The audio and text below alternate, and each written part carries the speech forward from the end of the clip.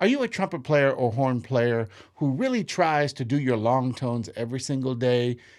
But when you go to improvise, there's just a disconnect between the good technique habits you're using in your routine and when you're in a flow state? Well, we're going to talk about this common issue today, and I've got an exercise that I think is going to help you. So let's get into it.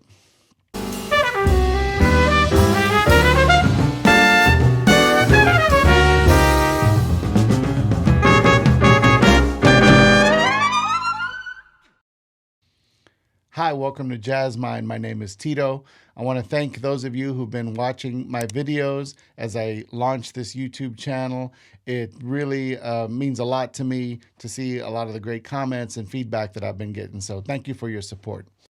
The problem that I outlined is a very common one, but before we make the connection of how to apply our long tone approach to improvisation, let's talk first about why long tones are important. And I got to say, when I was a student in high school and in college, I did not like doing long tones, and I didn't really see the big point to doing them. I thought my time could be much better utilized doing something a little bit more challenging. What I didn't realize was just how crucial long tones were to just learning how to play the instrument in a relaxed manner where your body can remain relaxed and you're really relying on your airstream to carry the day and to do the work for you. In fact, I would go so far as to say that we should always be playing long tones whenever we play, even if we're playing highly technical music. The idea of having this one consistent airstream, regardless of if you're playing 16th notes or highly syncopated rhythms or the complexity of the musical line, it is everything. So we got to do our long tones. In the trumpet world, three of the more common approaches to practicing long tones are the James Stamp method, the Carmine Caruso method, as well as the Vincent Chikowitz long tone study. What I'm going to do today in this video is just play you a few examples from all three of these to just show you some different approaches to practicing long tones. To be honest, in my own daily routine, I do kind of a hybrid of all three. I'm going to go ahead and start with the Caruso 6 notes since that's usually how I start out my day with my routine. So we start off on a middle G, and the first note has to be a breath attack, followed by these two notes that are tongued. And we're not going to do this very loudly. Anytime you're doing long tones, this is the first thing that I do in the morning, and it really is almost like a meditation and bringing my mind and my body in phase with the instrument. So it's more than just working your lips to wake them up. It's really waking your mind up, waking your body, and kind of becoming one with the instrument. At least that's how I see it. So I'm going to play this for you now. The key with this exercise is you play the entire exercise going up chromatically to middle C, and you do it without taking the horn off of your face ever. You never reset. The idea behind this is to minimize the lip manipulation as you change notes. We really just want our lips to vibrate, and that's it, right? So instead of opening your mouth to breathe, you're going to breathe through the nose and then go on to the next note.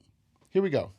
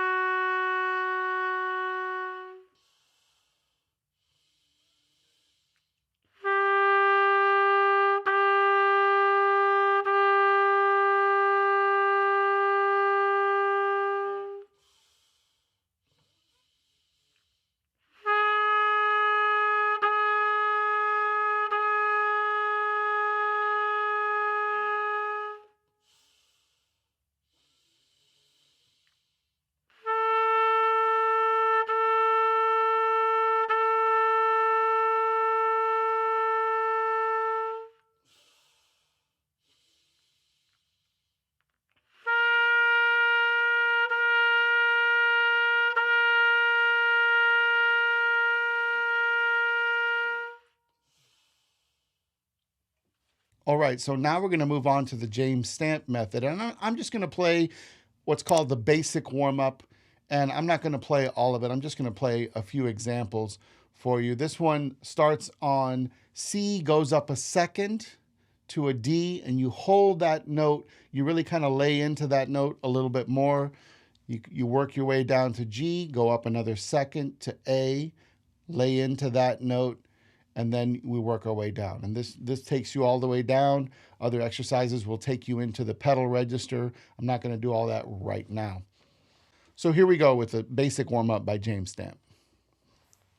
I'll do the keys of C, A, and F sharp.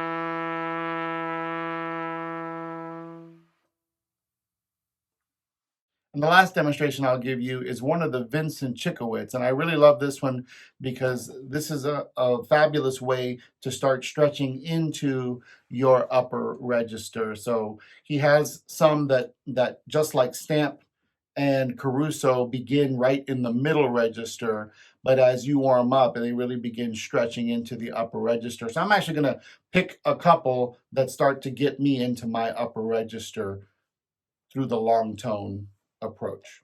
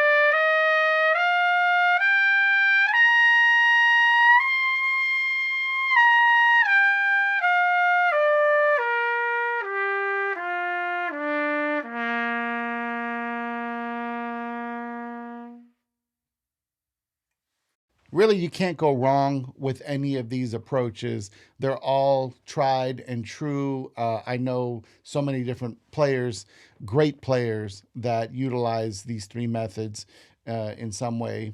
Now, let's transition into how we would apply this approach to improvising. Now, if you saw my last video about the best definition I've ever heard for jazz improvisation, you saw a very detailed definition by Arthur Rames that talked about how he's drawing on his knowledge of theory and chords and scales. He's drawing on his historical understanding of the music, and he's drawing on his technical understanding. All of these things are happening when a person is playing an improvised solo.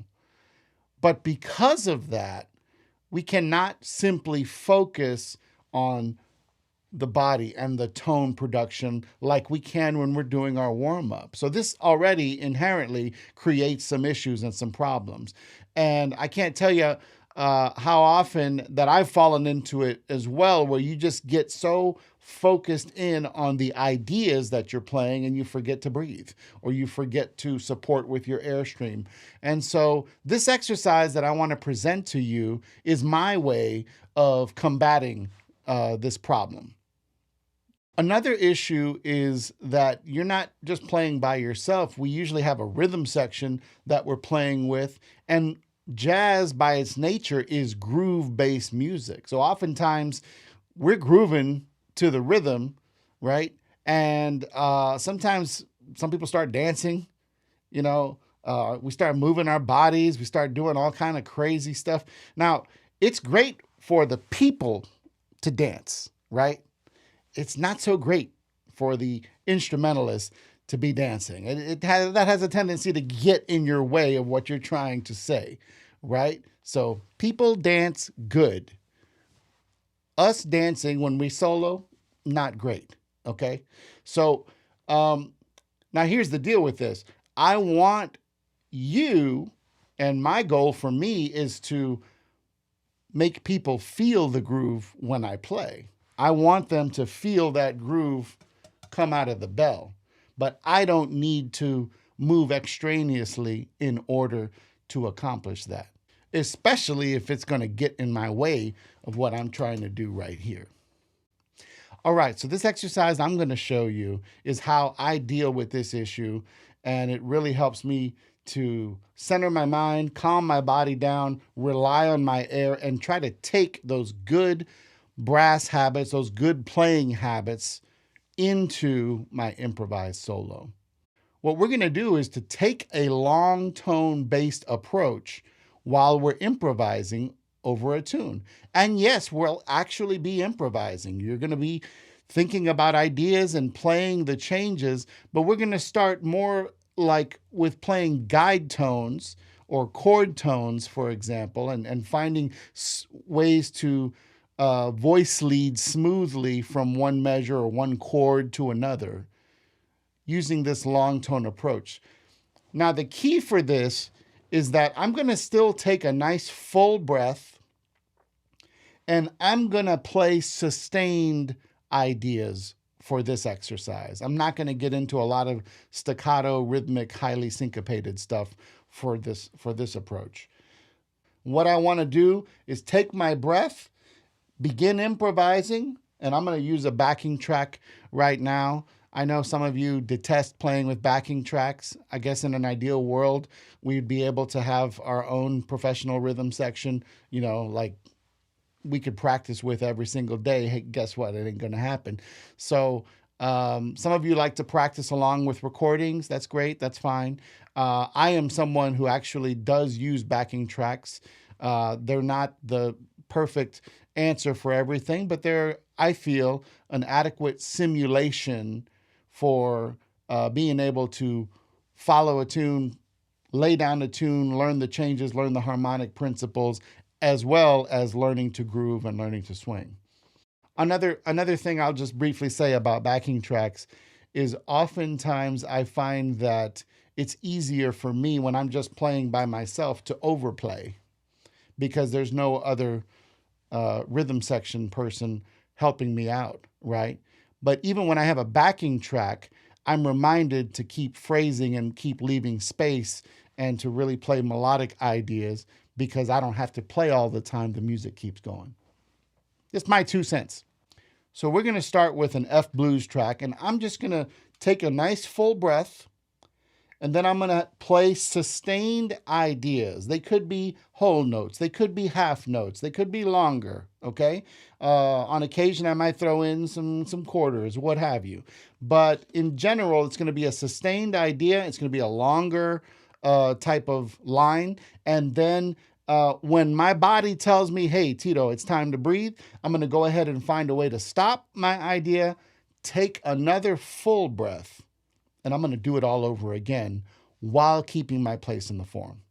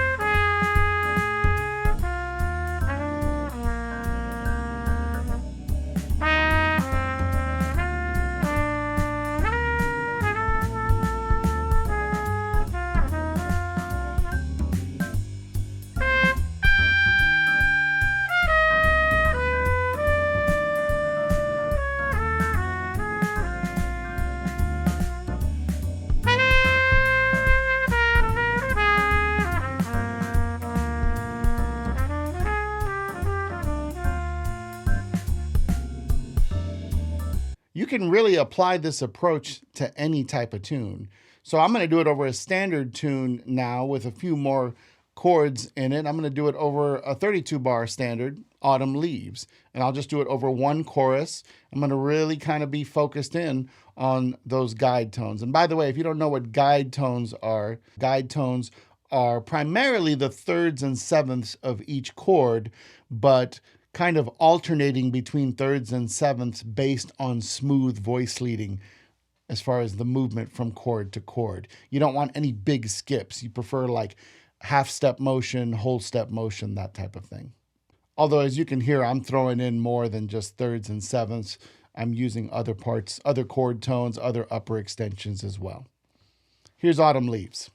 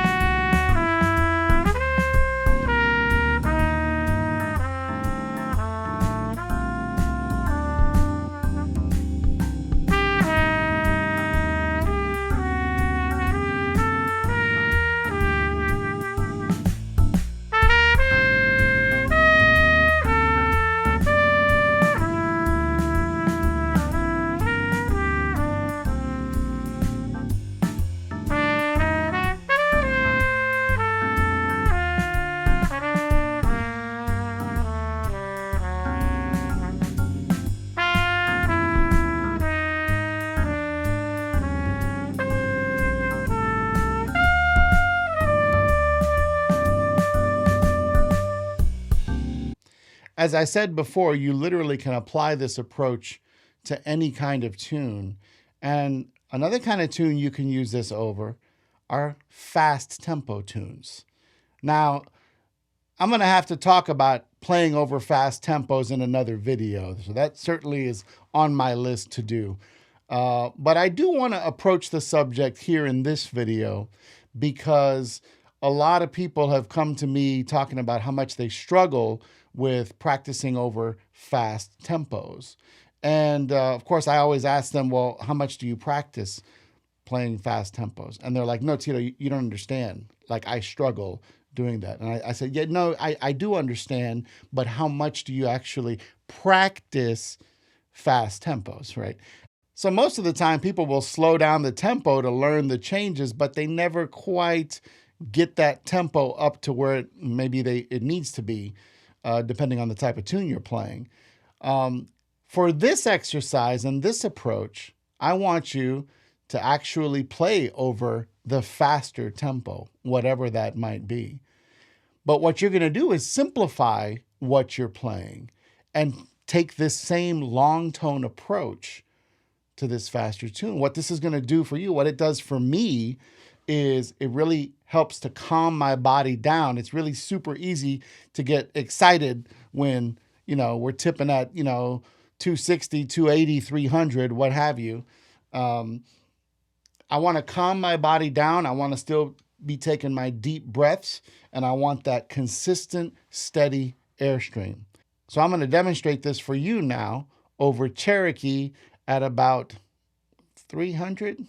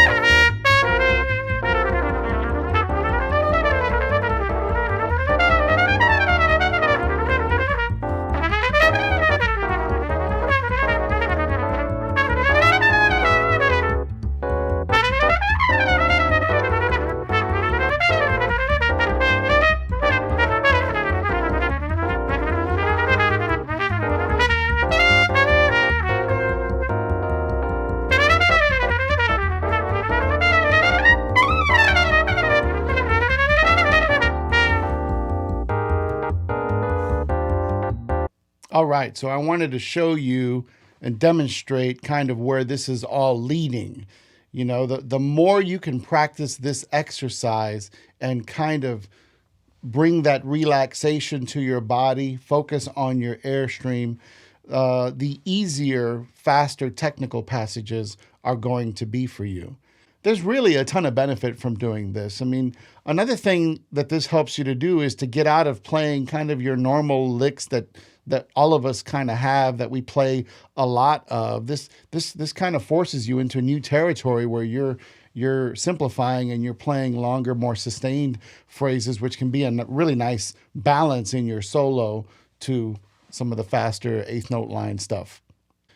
So for any tune that's kind of giving you issues, or if you struggle with not maintaining your technique when you improvise, try this exercise. It works, like I said, on any tune, and I think you're going to start to see the results the more you do this.